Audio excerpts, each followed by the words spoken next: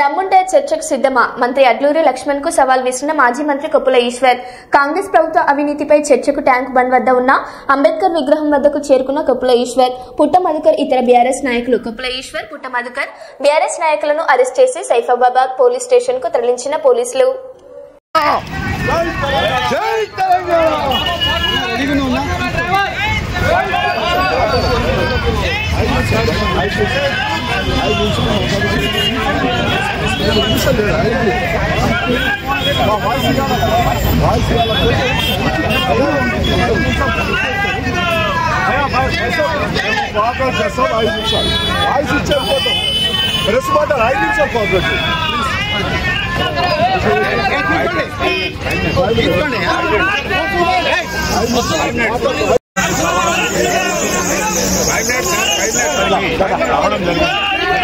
పోలీసులు పెట్టి అరెస్ట్ చేయిస్తున్నారు.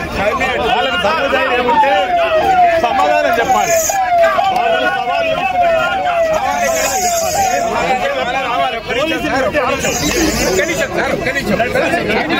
మనుషులు చెప్తాను, మనుషులు కనబడలేరా?